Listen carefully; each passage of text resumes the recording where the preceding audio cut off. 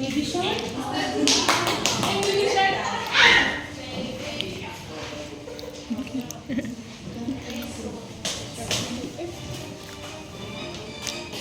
So lahat kayo sumayaw. Baby shark, baby shark, baby shark, baby shark. Mommy shark, mommy shark, mommy shark, mommy shark. Daddy shark, daddy shark.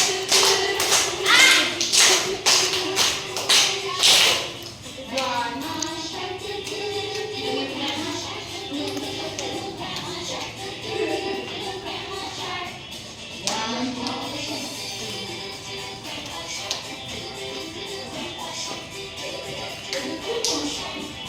Let's go hunt the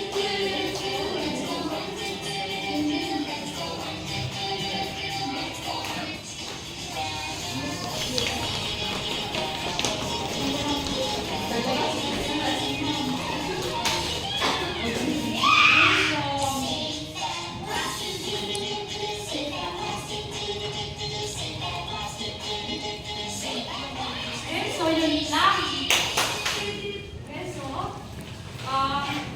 Maupo na kayo para sa attendance. So,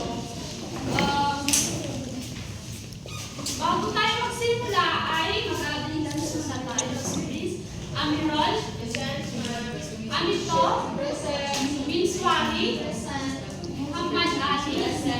Okay, so mabuti at mukhang ka lang lumiban sa ating klase. So, ngayon, may handa si teacher na rules sa ating klase. So, maaari nyo ba itong basahin ng sabay-sabay? Yes, teacher. Una ay bawal magsalita kapag may nagtuturo. Pangalawa ay makinig sa teacher. At ang pangatlo ay huwag maingay sa klase. Okay, so maliwanag ba? Yes po, teacher. So, ano nga, may handa si teacher na motivation. So, ito ay tinatawag na word puzzle. Lista, no? So, huhulaan nyo kung ano itong mga salita na ito. Okay, so ito ang unang salita. So, huhulaan.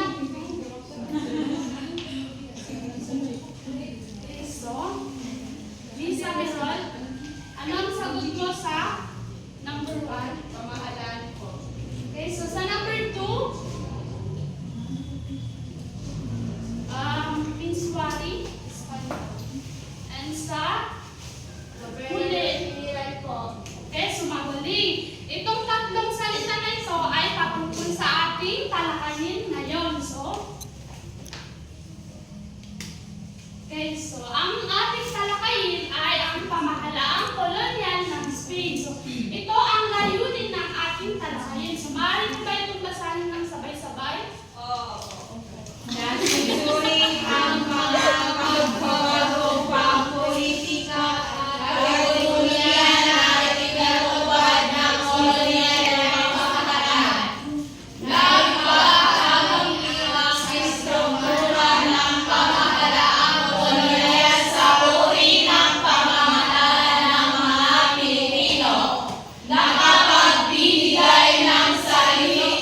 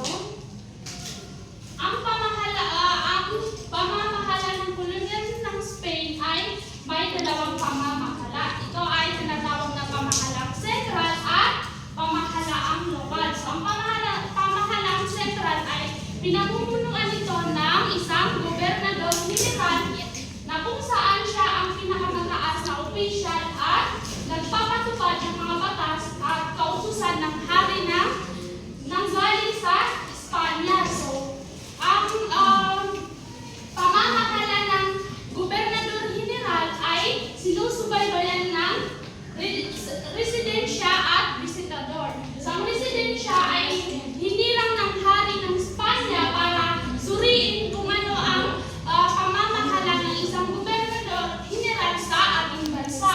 At ang visitador naman ang sumusuri sa pamamahala ng gobernador general para matsambahan ito kung ano yung ginagawa ng isang gobernador general sa ating bansa.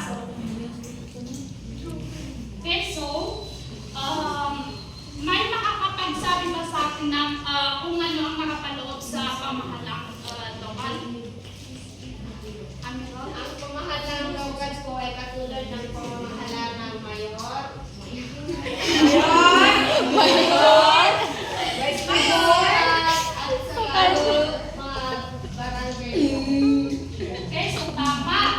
Ang pamahalang lokal ay pinamamahalaan nito ng iba't ibang opisyal na sa isang lugar. Ito ay distribution ng isang politika sa isang lugar.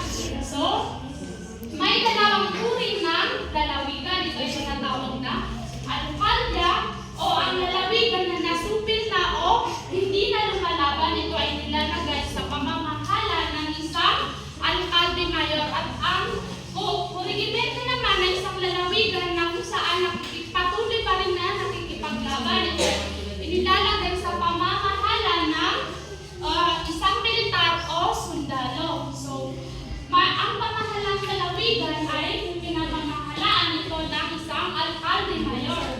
May karapatan itong inuktibo at judisyal. At ang pamahalang lungsod naman ay malalaking lungsod katulad ng Maynila, Cebu, Naga at Vegan. So ito ay tinatawag na lungsod. Ito naman ay pinamamahalaan ng ayuntamiento o dalawang alkalde, 12 konsehal at isang hepe ng pulis at isang haliw ng ibang kawani ng pamahalaan. So, ang pamahalaan may basahin nyo ito ng sabay-sabay.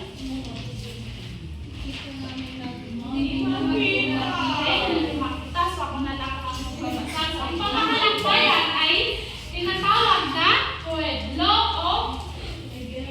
na pinamamahalaan ng gobernador Silio. So, may tungkulin itong pangolekta ng buwis o ang tinatawag na tax.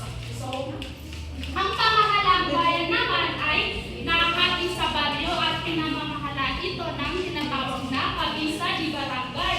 Ito ay pinili ng gobernador Silio para kolektahin ang mga buwis sa iba't ibang baryo. So, ito naman ang Royal Odisha. So, ang Royal Odisha, ito ang Royal Odisha. Ito ay tinatawag, ito ang may mataas na hukuman na binubuo ng gobernador general, 4 na magistrado, isang piskal at eskribano ng hukuman. So, ang Royal Odisha ay ito yung Supreme Court sa atin ngayon. So,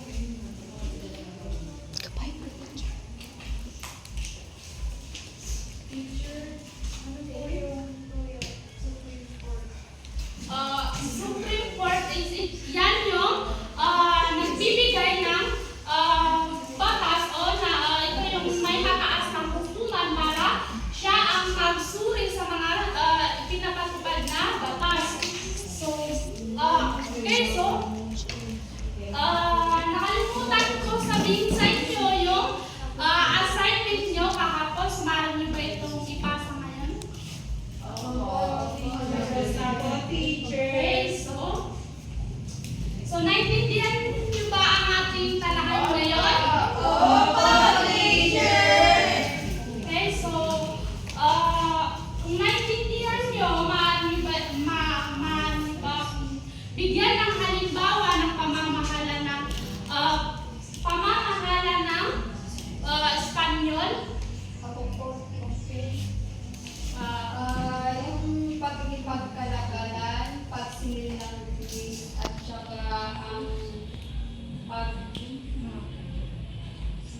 Okay, magaling. Bigyan ng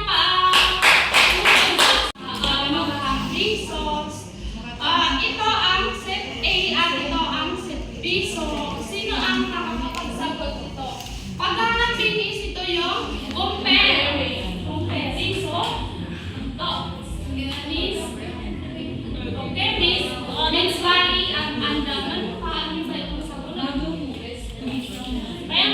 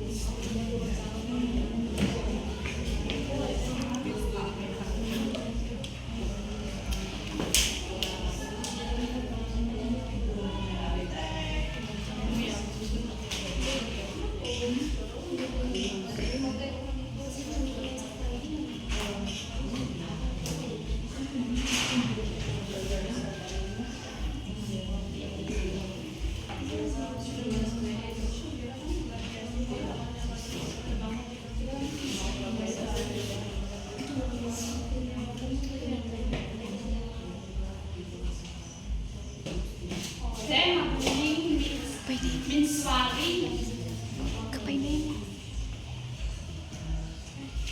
Okay, so tama ang kanilang mga sagot. So, kung talagang naintindihan nyo ang talahan natin ngayon, na nyo magsabihin kung ano yung natutunan nyo ngayon? Anyone? Ay makakapagsabi ba kung ano ang natutunan nyo ngayon? Miss Manda.